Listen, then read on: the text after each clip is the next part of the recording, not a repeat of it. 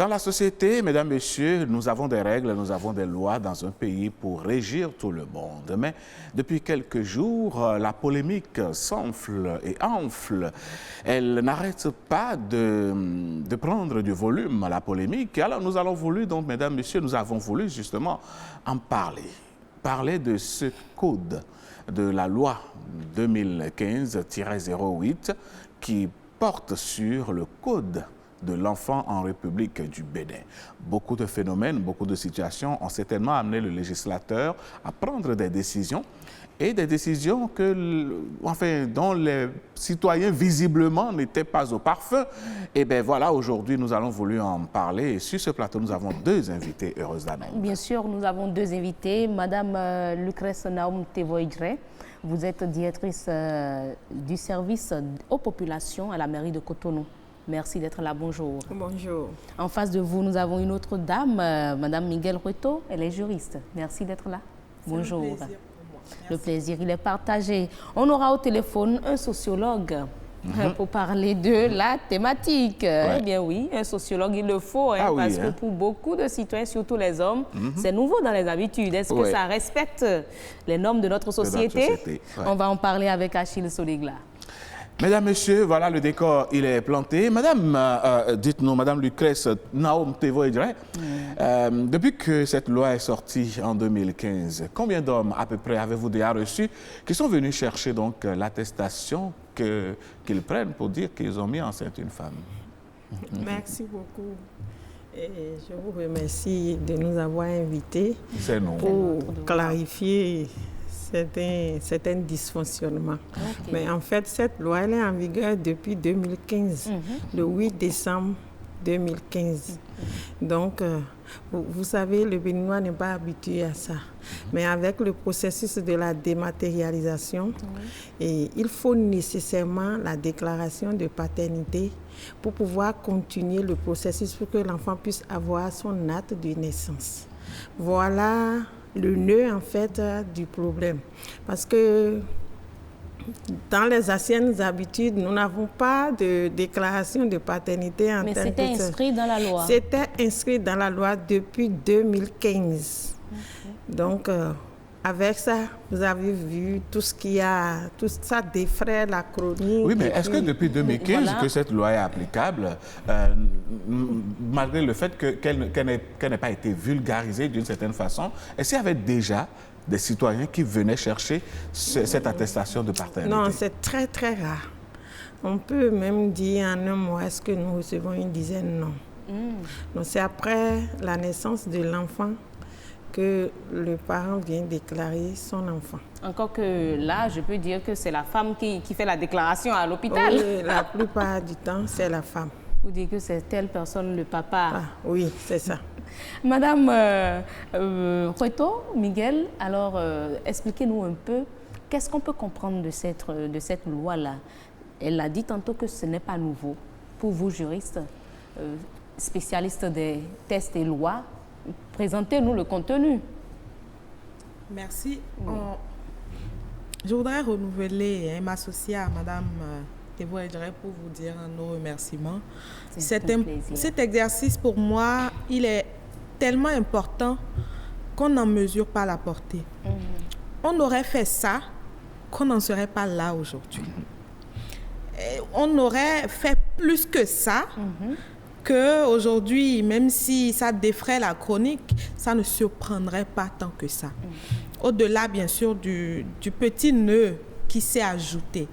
Disons que depuis quelques années, comme vous le savez, la République du Bénin est partie à différentes conventions au niveau international, régional, et il a fallu domestiquer un certain nombre d'engagements pris à l'international. Et c'est dans ce cadre que le Bénin a signé aussi et a ratifié la Charte africaine des droits et du bien-être de l'enfant. Son corollaire, donc sa domestication au niveau national, c'est la loi portant Code de l'enfant en République du Bénin. Ok. Et cette loi, elle régit justement les droits et devoirs de l'enfant, mais aussi indique la voie à suivre aux parents quant à leur responsabilité, également à l'État, donc aux gouvernants. Et au terme donc des dispositions de cette loi, l'état civil de l'enfant a eu une attention particulière. C'est en cela justement qu'il est fait obligation à tout parent de reconnaître son enfant.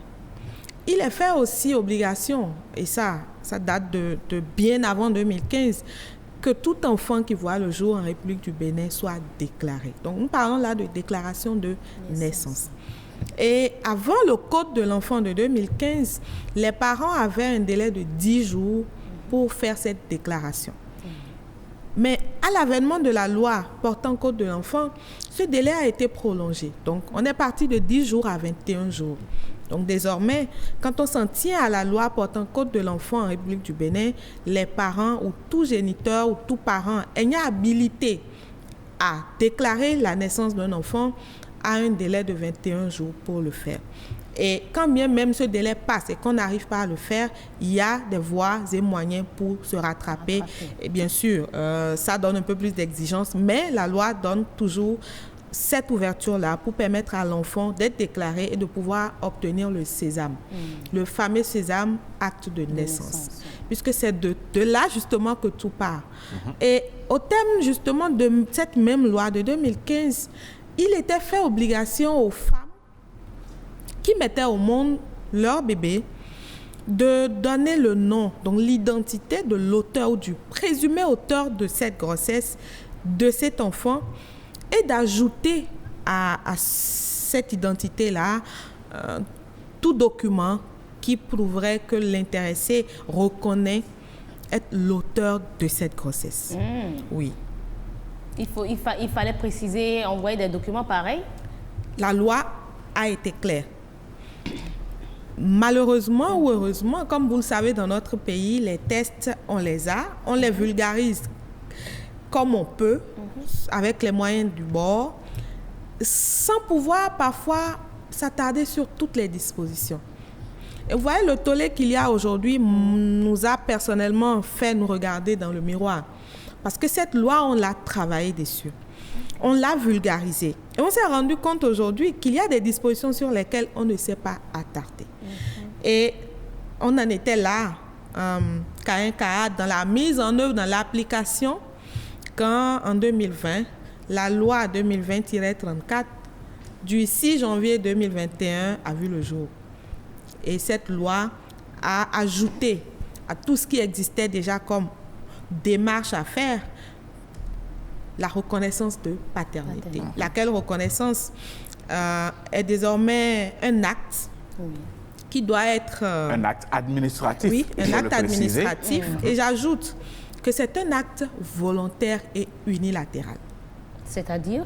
C'est-à-dire que c'est de la volonté de l'individu, homme petit h, de dire « je reconnais la paternité de cet enfant ». Ça signifie quoi? Ce n'est pas une décision qui est prise de commun accord. Non. Donc les deux partenaires n'ont pas besoin de se concerter pour mettre une femme enceinte. Il a fallu passer par des étapes. Donc, l'homme petit h, il est censé savoir qu'il a... Vous parlez là du présumé propriétaire de la grossesse. Voilà, du présumé auteur. Voilà, je crois que c'est mieux parce que... s'il est auteur, c'est qu'il est propriétaire. Non, on va pas... ça peut se dire.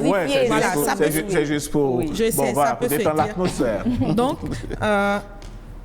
en son âme et conscience, il reconnaît justement qu'il est auteur de cette grossesse. C'est-à-dire que ce n'est pas que vous et votre partenaire, vous prenez la décision qu'il aille reconnaître la paternité de cet enfant. Ce n'est pas de ça qu'il s'agit. C'est un acte, encore une fois, volontaire et unilatéral.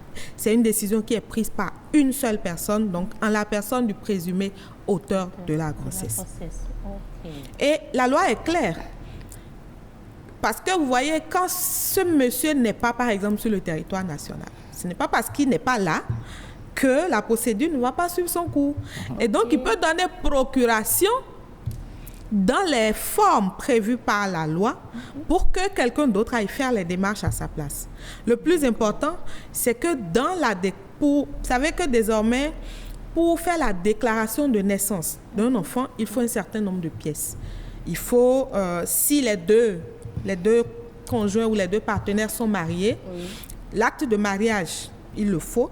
Il faut la fiche de naissance, qui est désormais appelée fiche de déclaration de naissance. Et à cela, enfin, quand celui ou la personne qui a fait les démarches au niveau du centre de santé où l'enfant a vu le jour doit pouvoir obtenir aussi la fiche. Il y a une fiche que l'agent de santé qui a accouché, l'agent accoucheur, doit pouvoir, après avoir inscrit dans la base de données, les données de cet enfant-là, délivre aussi. Donc, je crois que c'est ça, la déclaration de naissance qu'ils remettent souvent, un papier que le gynécologue... C'est juste une fiche. C'est une fiche.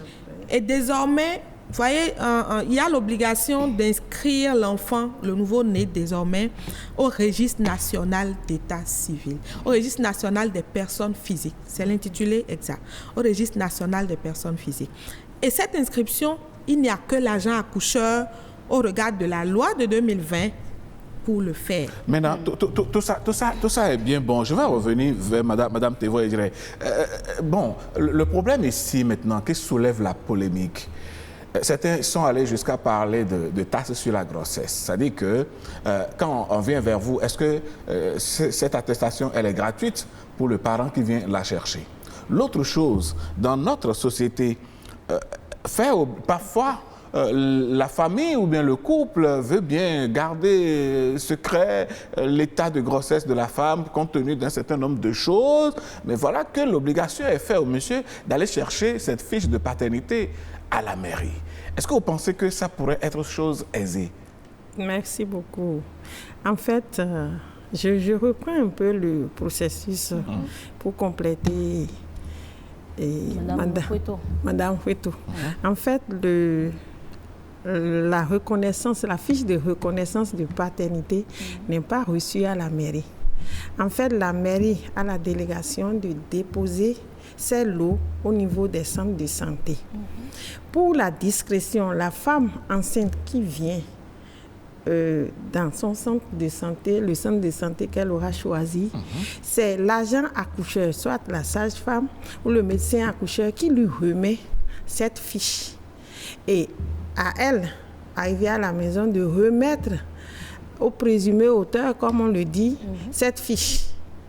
Et comme elle a dit, ce n'est pas forcé, le présumé auteur, on lui remet la fiche. Et s'il reconnaît en son âme et conscience qu'il est l'auteur de cette grossesse, de ce futur enfant qui veut naître, il remplit. Quand il remplit, c'est là, il ramène cette fiche à la mairie, chez nous, au niveau des communes, et il fait un dépôt de signature et on légalise, c'est-à-dire on atteste. C'est comme une déclaration sur honneur, en fait. Mais c'est différent de ce qui se faisait? En fait, ce qui se faisait, c'est quand la sage-femme a accouché, elle avait dit tantôt c'est 10 jours, et après on a prolongé à 21 jours. Dans l'espace de ces 21 jours, soit le papa, soit la maman ou un mandataire, si jamais le papa n'est pas là et qu'il souhaite venir déclarer lui-même son enfant, il prend la fille. En temps, les centres de santé nous envoient les fiches de naissance des enfants, parce qu'il y a une partie qui est remise aux parents et une autre aux familles, c'est-à-dire 3 exemplaires.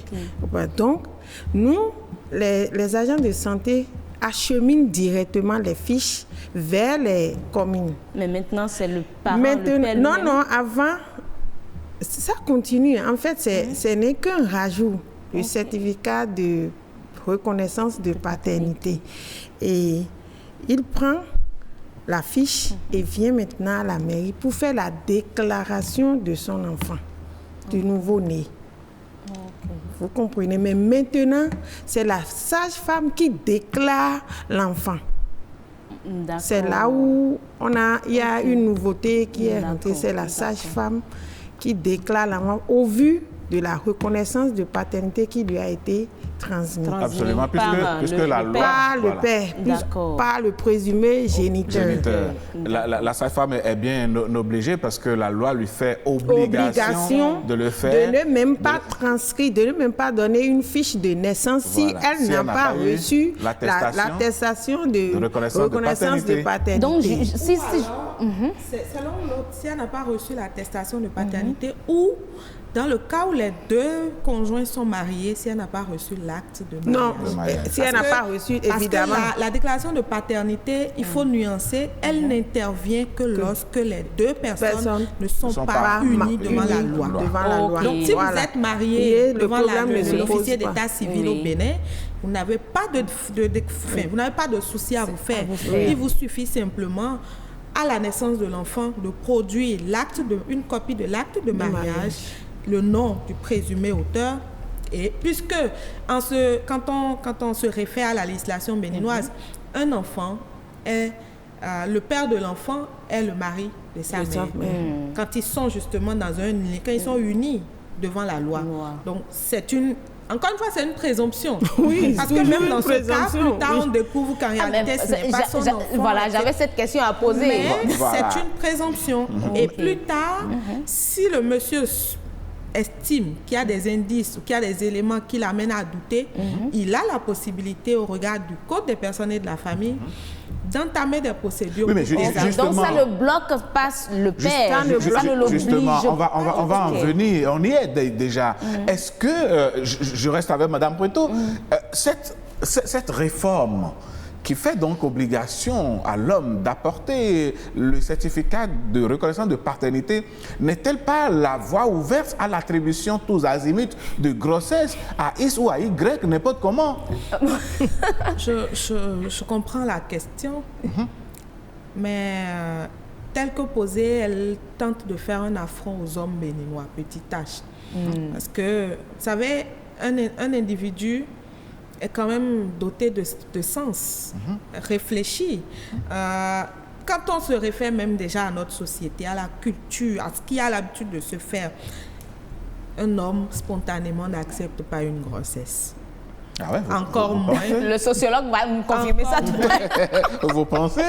Encore moins lorsqu'on va lui dire, OK, cette grossesse est la tienne, donc tu n'as pas le choix. La loi ne dit pas qu'il n'a pas le choix. La loi dit, un enfant qui naît doit, au regard des prérogatives qui lui sont reconnues, être déclaré. Et il doit être inscrit dans le registre national des personnes physiques. En tant que tel, il va obtenir son sésame, l'acte de naissance, ce document précieux qui va lui permettre d'obtenir tous les autres papiers plus tard, d'aller à l'école, d'aller à des examens, d'être un individu, mais qui puisse mouver comme il l'entend, en toute sécurité juridique dans la République. Mais je ne vous arrête pas, Madame Pointeau. Qu'en est-il de ces parents ou ces grossesses qui, quelques mois ou après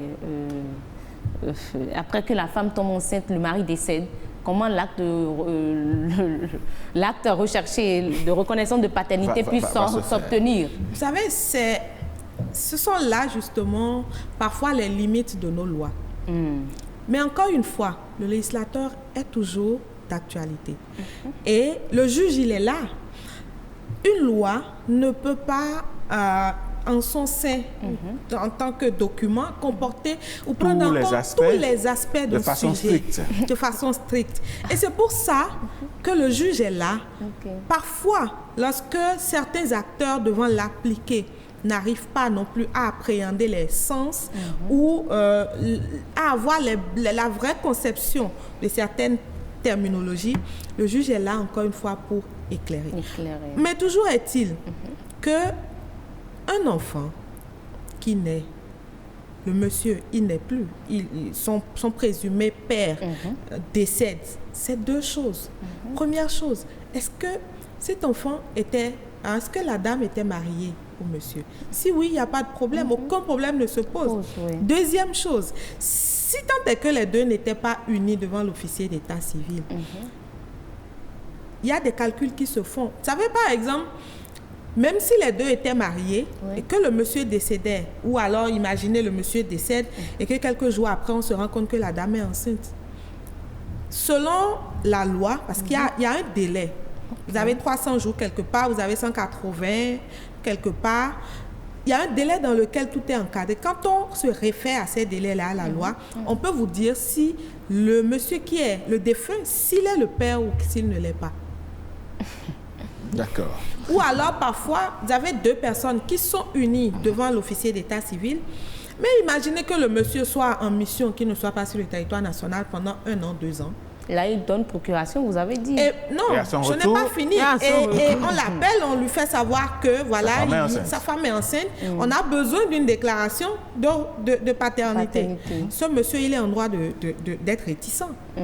Si, encore une fois, je l'ai dit tout à l'heure, la loi, elle n'oblige pas sans donner des voies de recours. D'accord. Madame Devoe-Edré, est-ce que quelque part, vous ne voyez pas que la femme est exposée aujourd'hui par... Pardon. Ah, ce chat, décidément. Est-ce que vous ne voyez pas que la femme est exposée par cette réforme du fait que si dans un couple, par exemple, qu'ils soient mariés ou pas, ils sont en palabre pendant que la femme est enceinte, le monsieur argue du fait que tant que le palabre n'est pas fini, lui, il ne va pas donner, il n'ira pas chercher ce certificat. C'est devenu comme le fameux certificat de parrainage des politiciens dans un pays. Est-ce que vous ne voyez pas que la femme va faire objet de chantage ou bien elle est exposée à ces petits comportements qui pourrait advenir? Moi, je pense que non. Pourquoi de chantage? D'abord, si nous allons pousser un peu plus loin, je voudrais compléter Mme Kweto dans son intervention au niveau des paternités douteuses et autres. Oui. La loi a protégé la femme. La loi a bien protégé la femme et l'enfant. Dès que la paternité est douteuse et qu'à un certain âge, l'enfant qui est déjà allé à l'école, face à des échéances d'examen, à la mairie, quand ils viennent vers nous à la mairie, nous leur faisons un certificat de non-inscription au registre de naissance. Avec ce certificat, nous les suivons pour les amener au tribunal. Et c'est après des audiences, le tribunal nous donne l'ordre de donner un acte de naissance, de transcrire l'acte de naissance de ces enfants. Et l'enfant porte le nom de qui? De la mère ou... Ils vont le décider. Ça, c'est dans leur famille qu'ils vont décider. Maintenant, parfois, les papas reviennent et demandent qu'ils puissent... Ils disent qu'ils sont les parents de ces enfants-là.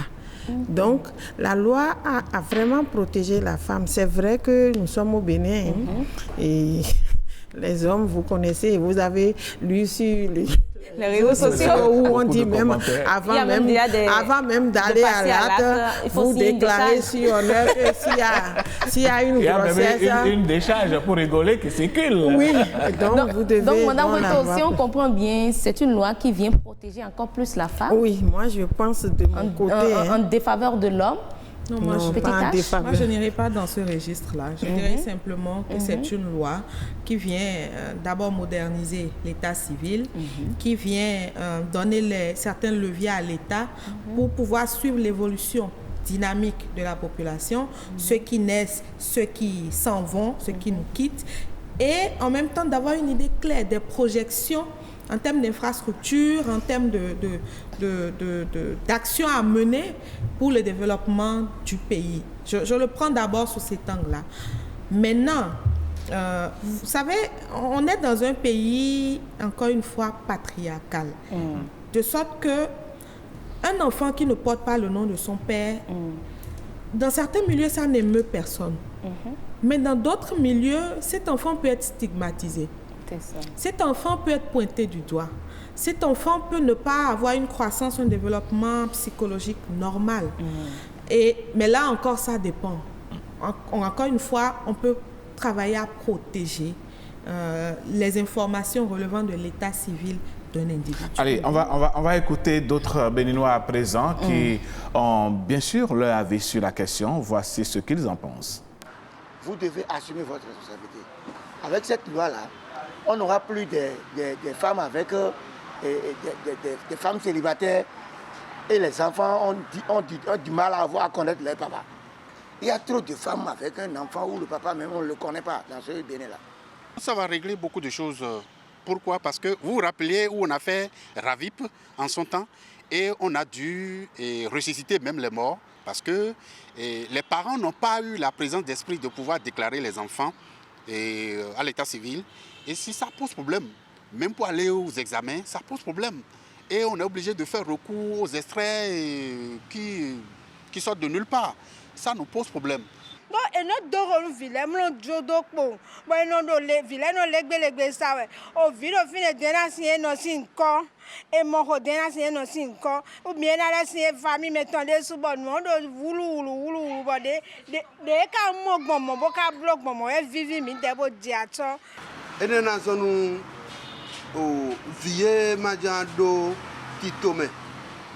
Bona tundo que au point de mettre buena ulina et la vion nous be tiena toju yeme ma to mo amro divido jogo me pombo toju no grole o se lo ti o na pe nu ku ye u pe de se dagbe ta won yin se lo bo edo do so gbeji din bo mi bene video mi bi okule ton be si pe on se ne o me de do se ne ku yan ohun me o e ka yin wan peto de ado do gbeto e do nous venons au groupe de Sodia.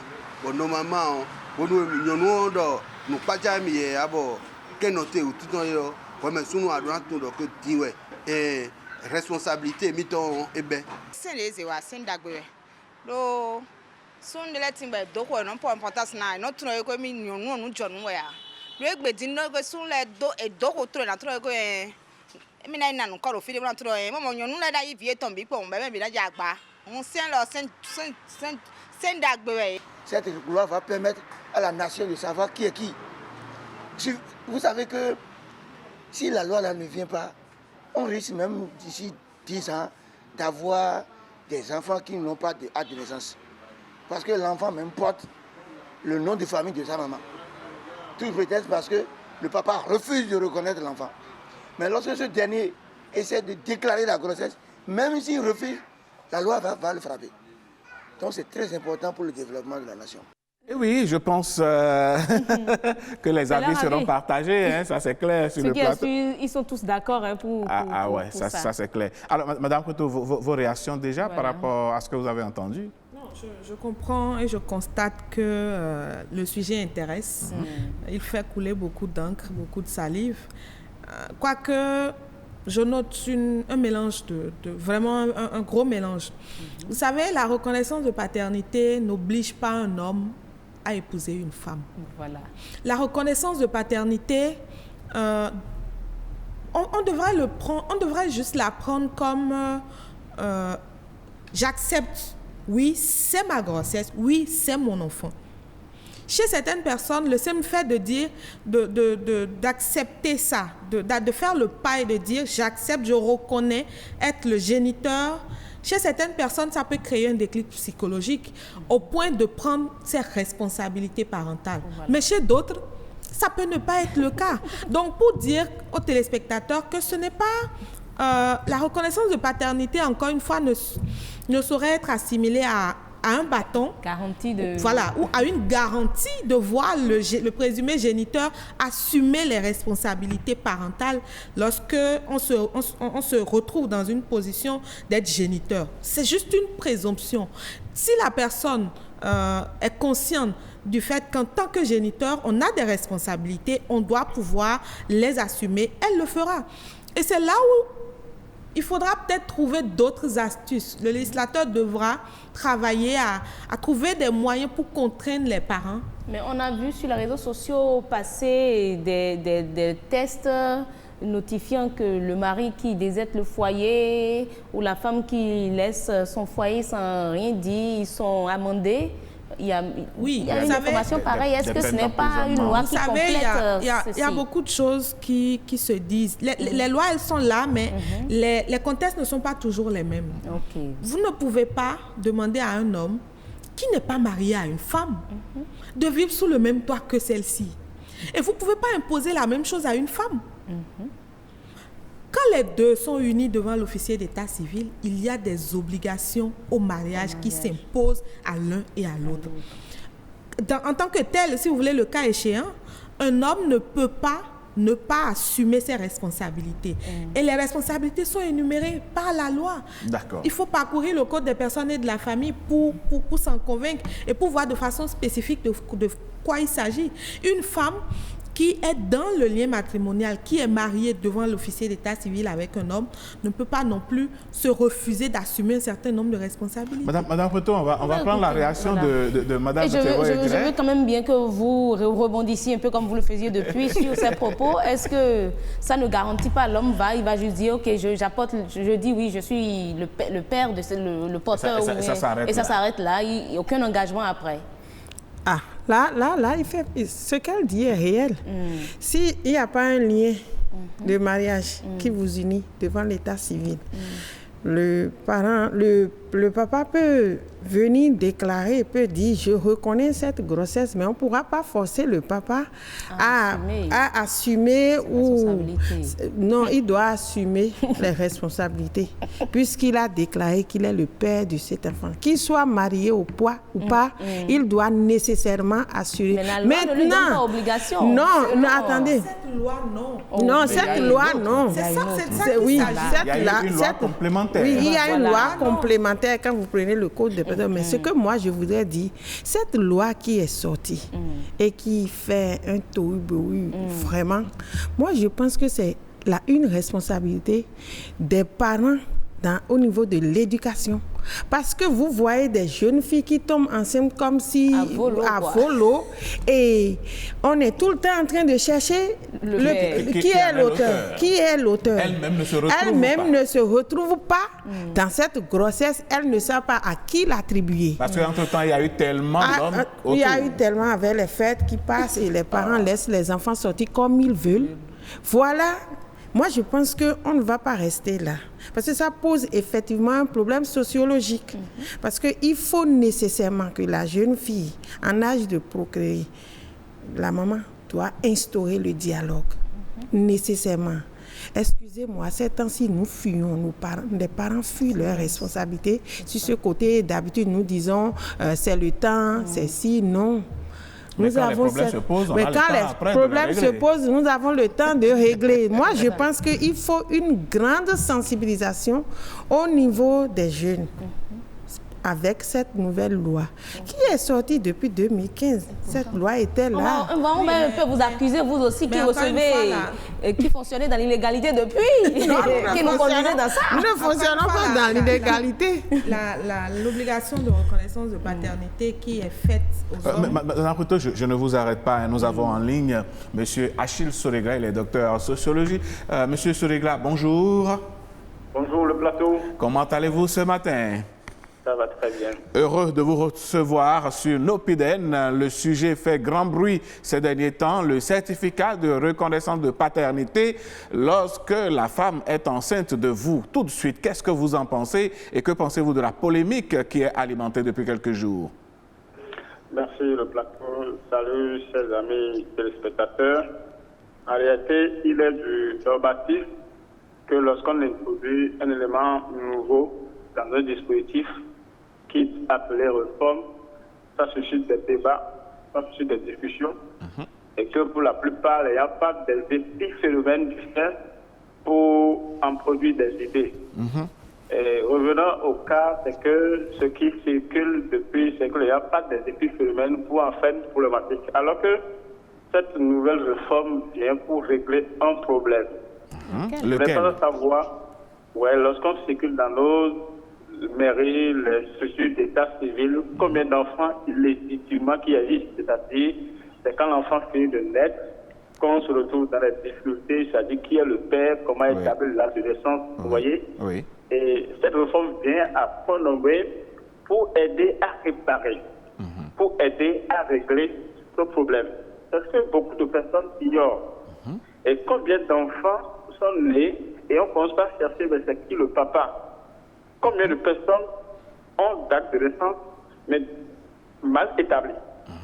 Vous voyez, et combien d'enfants se retrouvent sans père? Moi, je crois qu'il vaut mieux commencer par appeler les choses par leur nom Et pour que ceux qui produisent des discours qui a fait établir des enseignes négatives du fait, pensent aussi de ce côté. D'accord, mais monsieur Sorigla, oui. Vous qui êtes sociologue, quand vous regardez un peu la nomenclature de notre société, quand vous regardez un peu nos habitudes, nos traditions voudraient que la femme qui est enceinte ne soit pas exposée. Il peut y avoir des raisons qui justifient le fait qu'on ne veuille pas que des gens, ou bien ils se soient au courant que la dame est enceinte. Mais voilà que le monsieur doit aller déclarer à la mairie ou bien dans le centre de santé, il doit quand même, pendant que la grossesse est en route, produit un certificat de reconnaissance de paternité. Est-ce que quelque part, notre société n'est pas en train d'être bousculée d'une certaine façon? Non, en fait, c'est pas de l'exposition. Vous savez, même si, comment on appelle, on se refuse du fait des pratiques, des traditions, de ne pas exposer les grossesses, mais n'oublions pas qu'on doit amener la femme à l'hôpital pour des soins. Oui. Même si on se refusait de tout faire, à ce niveau, il devait le faire. Et même si la femme accouche, n'oublions pas que le mari devait déclarer la naissance. Voilà. C'est vrai que c'est des habitudes qui n'étaient pas autoproclamées dans nos pratiques, des habitudes qui n'existaient pas. Mais écoutez, on ne va pas rester pendant longtemps ça. Il faudrait qu'un jour, ça se corrige. Je suis convaincu que c'est difficile à l'accepter. C'est difficile de conception, c'est difficile parce que cela n'était pas de nos habitudes, cela n'était pas de nos pratiques. Je suis convaincu, mais à force de forcer un peu, nous allons réussir à l'intégrer dans nos pratiques. Et pour moi, c'est que ça va prendre. Mais il est important de souligner, lorsque l'autorité légitime ou bien légifère prend une décision, en réalité, c'est pour régler un problème. Ça veut dire qu'un problème se pose, un problème a été constaté et l'autorité trouve que la meilleure façon de réparer cela, c'est de légiférer. On dit souvent, monsieur Sorigla, on dit souvent que régler un problème, c'est en créer d'autres. Sur ce plateau, j'avais posé la question aux deux dames qui n'ont pas pu répondre à la question que je m'en vais justement vous poser. Est-ce que quand le couple, les deux partenaires sont en parlable et qu'il y a des disputes entre eux et qu'en temps la dame tombe enceinte, est-ce que cette réforme ne paraît pas comme un moyen de chantage de la part de l'homme quand il dira par exemple que tant que tu ne fais pas ce que je dis, je ne vais pas te donner, je n'irai pas chercher le certificat de reconnaissance de paternité. Est-ce que ça ne devient pas comme je le comparais, le fameux parrainage des politiciens dans notre pays? C'est ça que j'appelle les épiphénomènes de cette affaire. C'est des cas qui existent vraiment, mais je crois que chacun devra travailler et savoir que l'enfant doit être au-dessus de tout.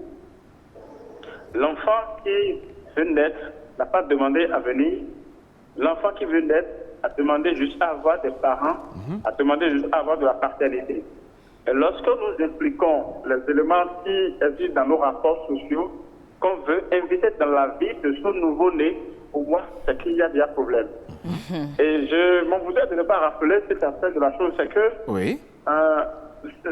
cette nouvelle disposition vient rappeler un peu, ou bien vient mettre un peu à nu le fonctionnement de notre société, c'est-à-dire la famille de plus en plus est recomposée. Monsieur a un foyer à Calavi, mais il y a l'autre qui est en dessous à Cotomé, l'autre se trouve à Papa, et il ne souhaitera forcément que cela soit révélé, parce que c'était en fait de la balade sexuelle.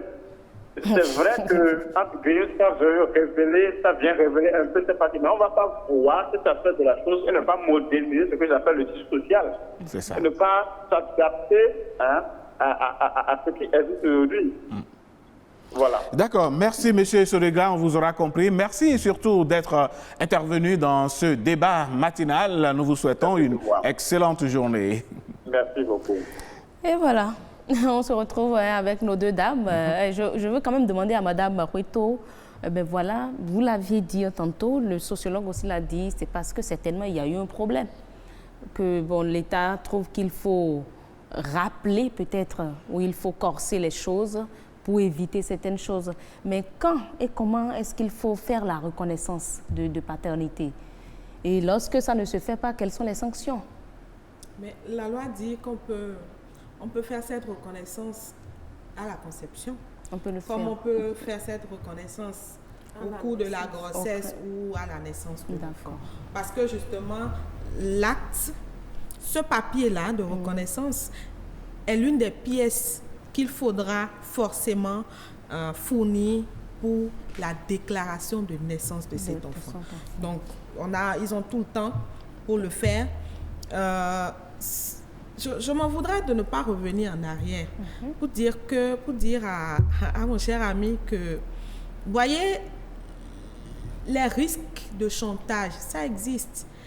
Mais on ne va pas spéculer là-dessus. On est d'accord qu'on est... Encore une fois, je rappelle que nous sommes dans un contexte patriarcal.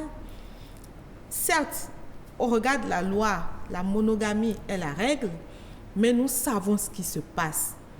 Mieux, cette loi de 2020-34 du 6 janvier 2021 fait obligation à un homme qui est déjà dans un lien matrimonial, donc marié à une dame, mais qui, en s'amusant ou en prenant plaisir, met enceinte une autre, avant de reconnaître le nouveau-né là, il a l'obligation d'en informer son épouse. Quand il ne le fait pas? Il y a des sanctions. Et cette dernière peut, plus tard, quand il va s'agir de discuter d'un certain nombre de choses, ne pas reconnaître.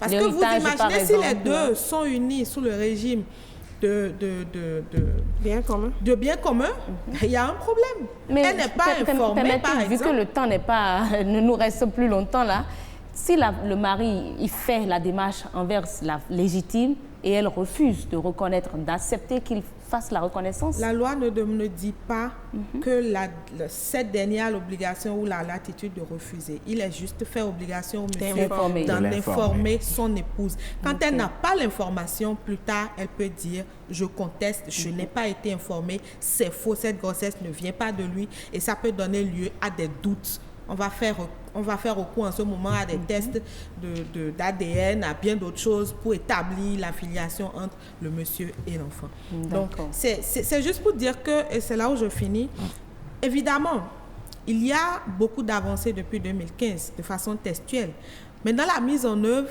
vous voyez, la polémique nous fait juste nous regarder dans le miroir, à savoir que nous ne vulgarisons pas les tests. Absolument pas. Nous ne les vulgarisons, mais alors là, pas du tout. L'article 40 de notre Constitution, nous ne faisons pas de cet article notre cheval de bataille. Mieux, même quand l'État vulgarise ou essaye de le faire, même les associations, on le fait, mais on ne s'attarde pas encore une fois sur l'essentiel. D'accord. Allez, le temps est complètement parti. Madame, on va vous passer la parole. Très rapidement. Si vous devriez conclure ce débat, que diriez-vous à toutes les femmes et à tous les hommes qui nous ont suivis ce matin?